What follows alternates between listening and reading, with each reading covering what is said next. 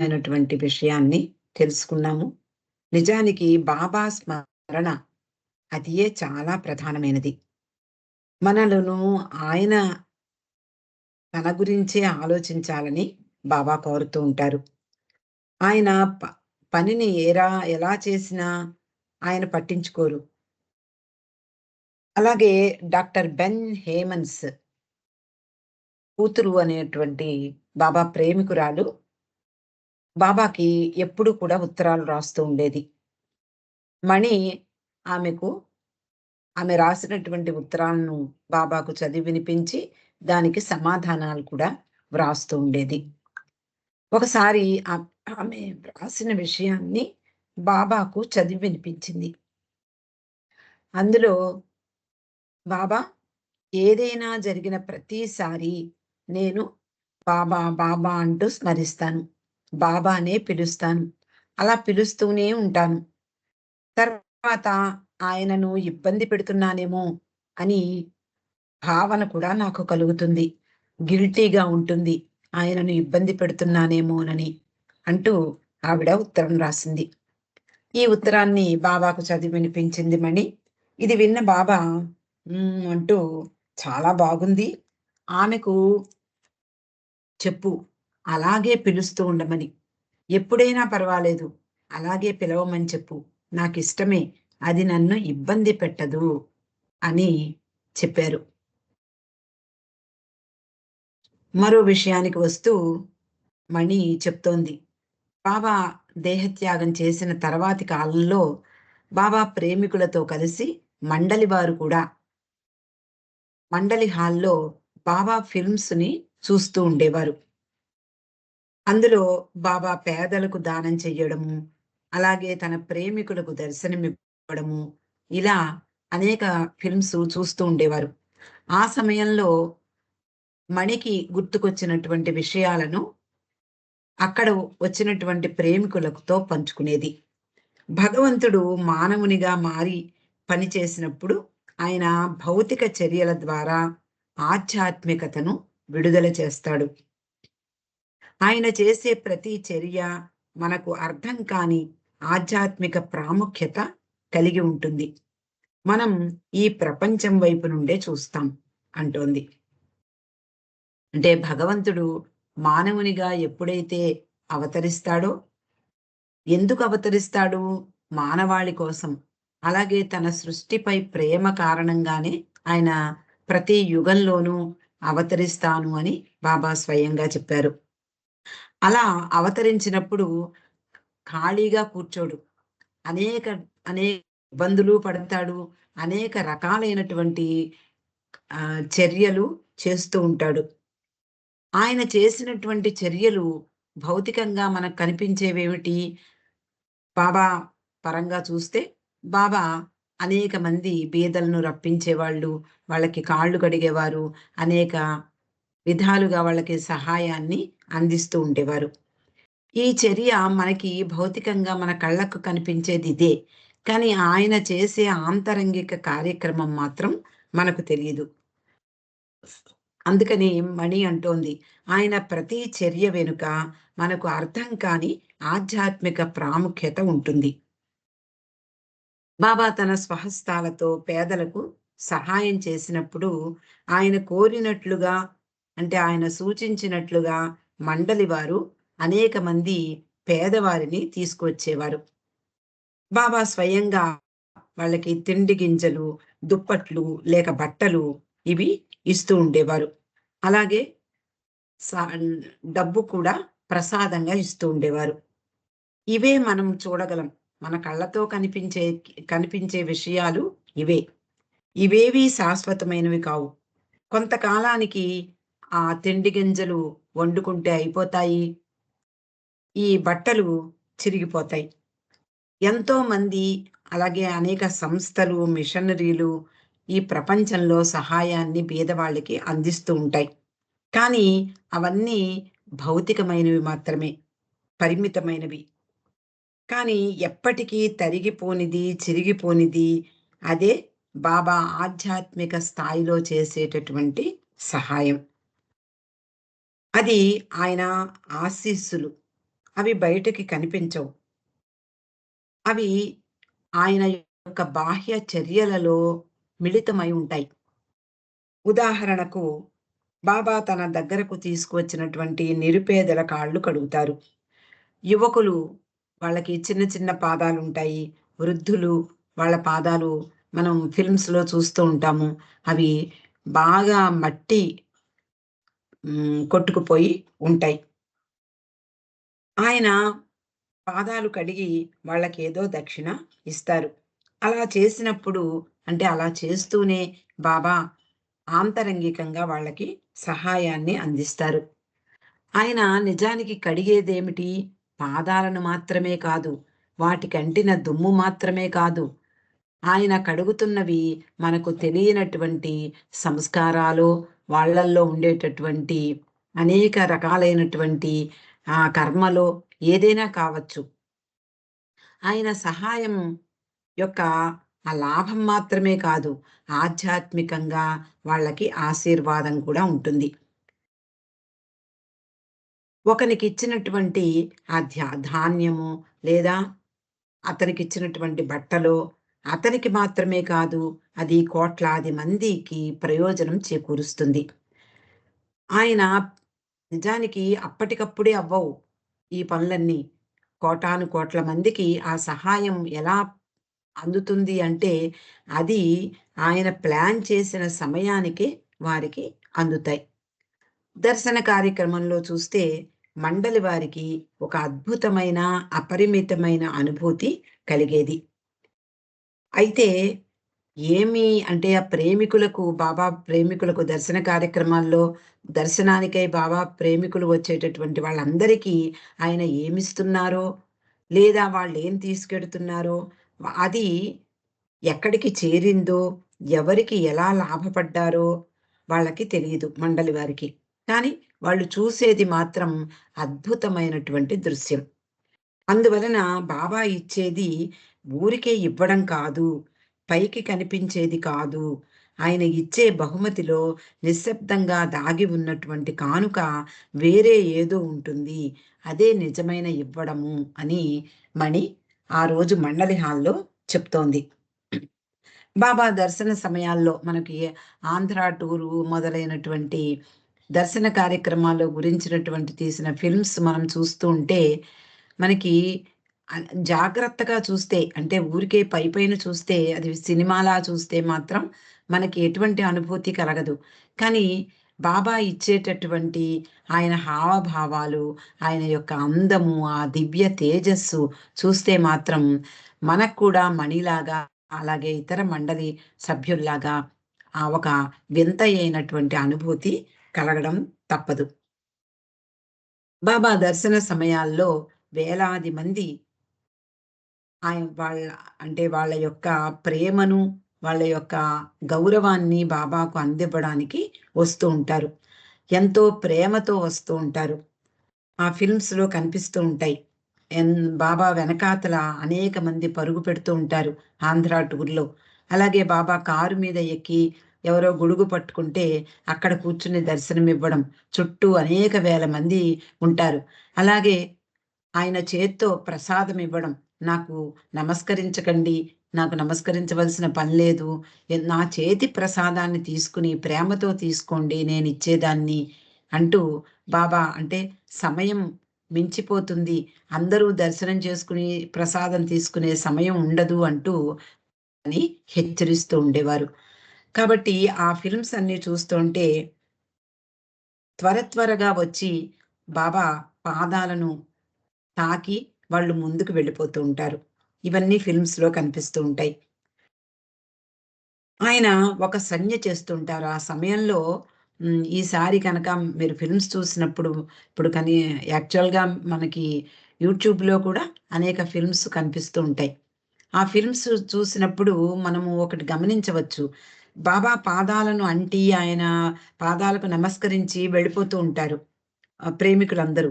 ఆ సమయంలో ఆయన ఏం చేస్తుంటారో ఒక్కసారి గమనిస్తే మనకర్థమవుతుంది మణి చెప్పే విషయం. ఆయన వాళ్ళ దగ్గర అంటే వాళ్ళు ఇచ్చేదాన్ని ఆయన స్వీకరిస్తున్నట్లుగా 2 చేతులతో ఆయన ఆ 2 చేతులను చాచి ఆ 2 చేతులను ముడిచి తన ఛాతీకి హత్తుకుంటారు. అది దాని గురించి చెప్తోంది. ఆయన ఆ సంజ్ఞ చేస్తూ ఉంటారు. అది తాను స్వీకరిస్తున్నట్లుగా, అలాగే ఆయన నేను ఇస్తున్నాను అనేటటువంటి సంజ్ఞ కూడా ఉంటుంది. చేతితో వాళ్ళకి ప్రసాదాన్నివ్వడం. అంటే అది సంజ్ఞ మాత్రమే. వాళ్ళకి ఇవ్వకపోయినా ఎప్పుడు కూడా ప్రసాదాలు ఇదివరకి అంటే కొన్ని సమయాల్లో, సందర్భాల్లో పంచేవారు. కానీ గురుప్రసాదు మొదలైనటువంటి ప్రదేశాల్లో దర్శనం ఇచ్చినప్పుడు అందరూ కూడా ముందుకు వెళ్లి దర్శనం చేసుకొని ముందుకు వెళ్ళిపోతూ ఉండేవారు. అది బాబా వాళ్ళు వచ్చినప్పుడల్లా వాళ్ళు ఇచ్చేదాన్ని ఆయన స్వీకరిస్తున్నట్లుగా ఆయన 2 చేతులు చాచడము, ఆ 2 చేతులని మడిచి తన హృదయానికి హత్తుకోవడము మనకు కనిపిస్తుంది. అలాగే వాళ్ళకి మనకి ఆహ్, ఒక చిన్న ఫిల్మ్‌లో చూస్తూ ఉంటాం. ఇవ్వడం అనేది చూస్తూ ఉంటాం.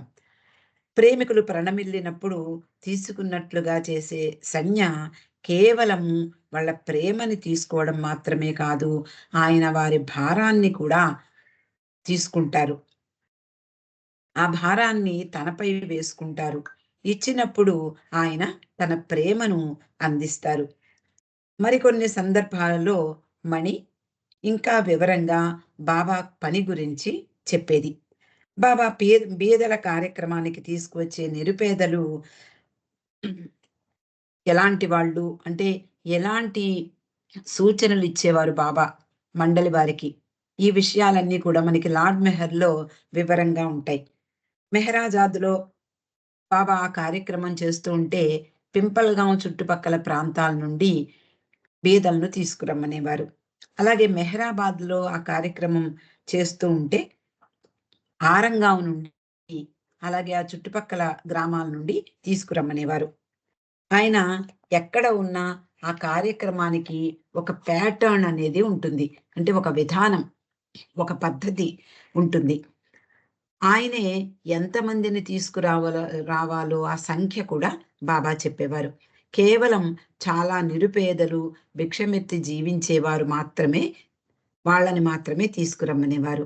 మరొక సందర్భంలో కేవలము మగపిల్లల్ని తీసుకురమ్మనేవారు. వాళ్ళ వయస్సు కూడా చెప్పేవారు బాబా. అలాగే మరొకసారి వృద్ధులను తీసుకురమ్మనేవారు.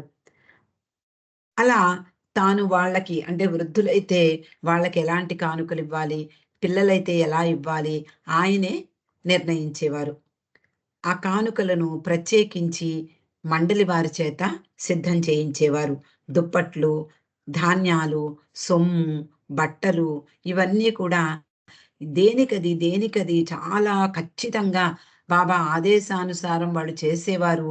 అంత ఖచ్చితంగాను ఆ కార్యక్రమం జరిగేది. అలా పురుష మండలి వారు బాబా సూచనలను అనుసరించి దానికి తగినటువంటి ఏర్పాట్లు చేస్తూ ఉండేవారు. బాబా వారి పాదాలను కడగడము, ప్రణమిల్లి ఆయన అనుకున్నటువంటి వాళ్ళకి ప్రత్యేకించినటువంటి ఆ కానుకలను అందిస్తూ ఉండేవారు. అనగా ఒక బ్లాంకెట్టో, లేదా ఒక ధాన్యము మూటో, ఒక షర్టో ఇలా ఎన్నో రకాలుగా బాబా వాళ్ళకివ్వడం మనం ఫిల్మ్స్‌లో చూస్తూ ఉంటాం. కానీ ఇక్కడ మణి ప్రశ్నిస్తోంది. అవన్నీ ఎన్నాళ్ళుంటాయి? ప్రపంచంలో ఉన్న ధార్మిక సంస్థలు చేసేవా బాబా చేస్తున్నవి? ధార్మిక సంస్థలుగా అంటే ఒక ధార్మిక సంస్థ ఎలా చేస్తోందో అది కాదు బాబా చెయ్యడం. పేదరికం నిర్మూలన కొరకు పాటుపడుతున్నటువంటి ఆ సంస్థలన్నీ కూడా ఇప్పటికీ బీదరికాన్ని పూర్తిగా నిర్మూలించలేకపోయాయి. బాబా చిన్న చిన్న వస్తువుల్ని ఇవ్వడం ద్వారా ఎంతో కార్యక్రమం జరుగుతోంది. అంటే అంత ఆంతరంగికంగా అనేక విధాలుగా ఆయన పని చేసేవారు. అది మనకి పైకి కనిపించంది. అవి తీసుకునే వ్యక్తికి మాత్రమే కాదు, ఆయన అంటే ఆ వ్యక్తి అతనికి అంటే బాబాకి ఒక ప్రతినిధిగా ఉంటాడు. అలాంటి విశాలమైనటువంటి పరిమితులు లేని, హద్దులు లేని ఆయన పనికి అతడు ప్రతినిధిగా ఉంటాడు. ఆయన చేసే కార్యక్రమం ప్రపంచమంతటికి వ్యాప్తి పొందుతుంది. అని చెప్తోంది మణి. అందువలన బాబా అంటారు, "నేనేం చెప్పాను అది మాత్రమే చెయ్యండి. నేను ఏం చేశానో అది చూసి మీరు కూడా చెయ్యకండి. నన్ను అనుకరించకండి. నేను చేసే దాంట్లో విపరీతమైనటువంటి వేరే అర్థముంటుంది. ఆధ్యాత్మికమైనటువంటి సహాయం నేను అందిస్తూ ఉంటాను" అంటూ, నేను చెప్పే పనిని మాత్రమే చెయ్యండి. నేను ఏం చెప్తానో దాన్ని మాత్రమే చెయ్యండి. నన్ను అనుకరించకండి అని చెప్పేవారు. మణి అంటోంది. మనం అనుకోవచ్చు, బాబా బ్లాంకెట్స్ ఇస్తున్నారు, మనం కూడా ఇస్తే బాగుంటుంది అనుకోవడం పొరపాటు. ఆయన చేసిన పని విశిష్టమైనది. ఆ రోజుల్లో కంటే ఈ రోజుల్లో పేదరికం ఎంత ఉందో మనకు తెలుసు. బాబా నుండి ఆ రోజు వారు తీసుకున్న దాని ఫలితం నేడు మనకి ప్రస్ఫుటంగా ప్రపంచమంతా కనిపిస్తోంది. అంటే ఆ రోజుల్లో ఎంత బీద దేశమో మనం, ముఖ్యంగా భారతదేశం. కానీ బాబా చేసిన ఆ రోజు, అంటే ఆయన సాంకేతికంగా, అంటే సింబాలిక్‌గా చేశారు ప్రతి పని కూడా.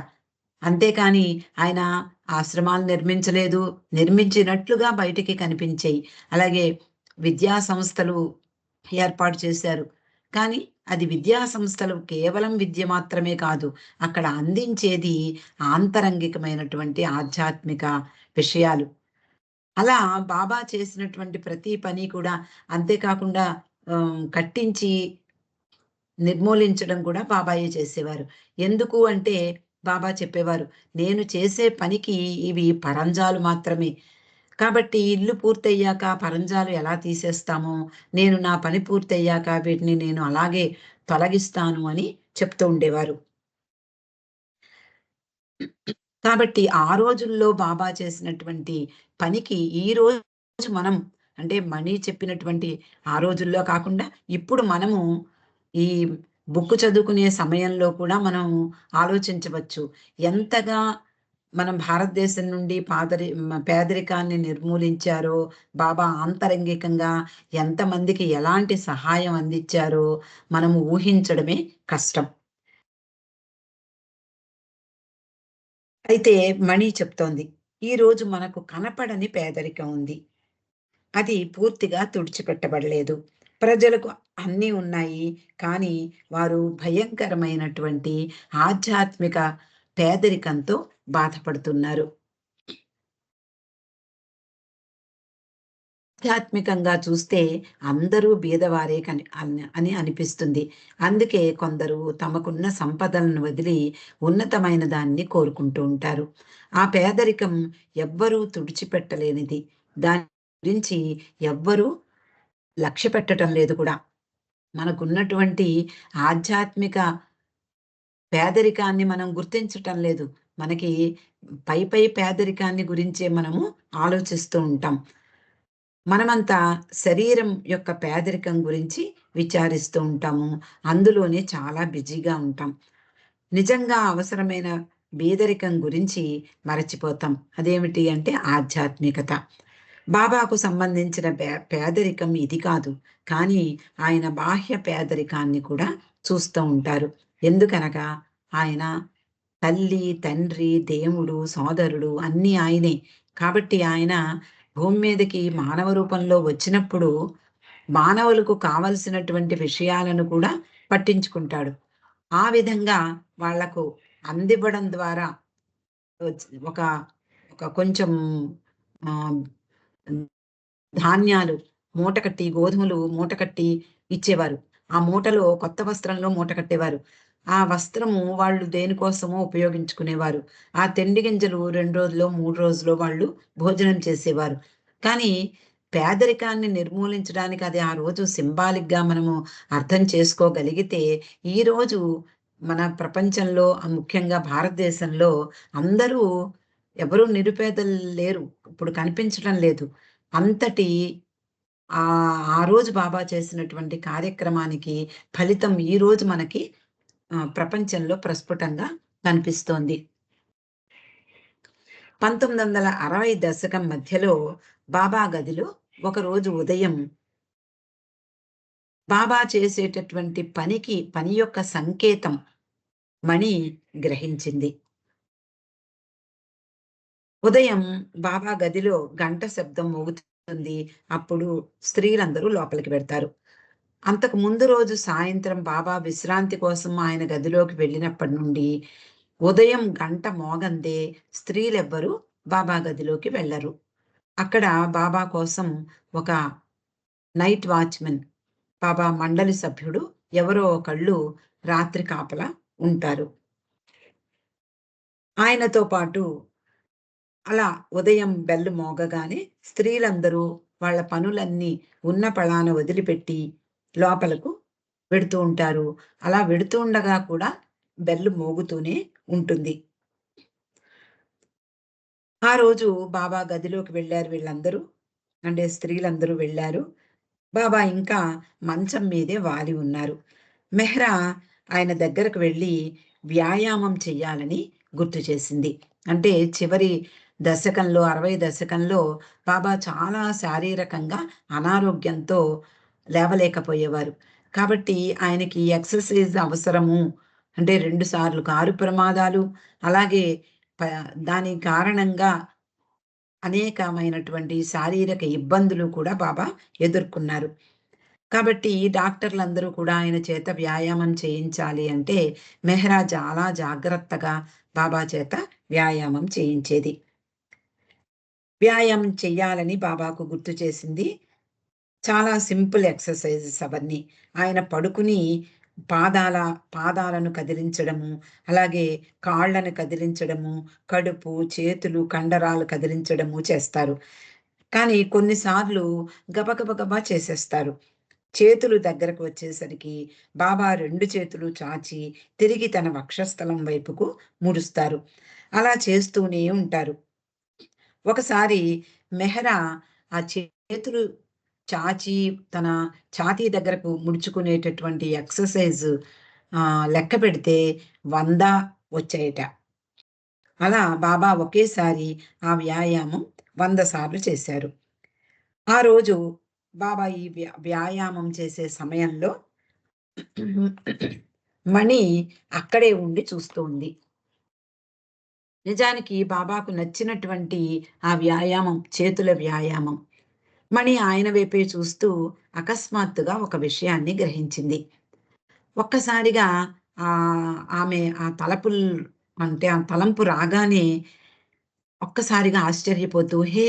ఏమిటిది?" అనుకుంది. ఆయన చేస్తున్న తీరు మణికి కనిపించిందేమిటి అంటే, ఆయన హృదయం నుండి ఇవ్వడము, హృదయం దగ్గరకు తీసుకోవడము. చేతులు 2 వైపులకి చాచి ఎక్సర్‌సైజ్ చేసేటప్పుడు మనం ఊహించుకోవచ్చు మణి చెప్పినటువంటి విషయాన్ని.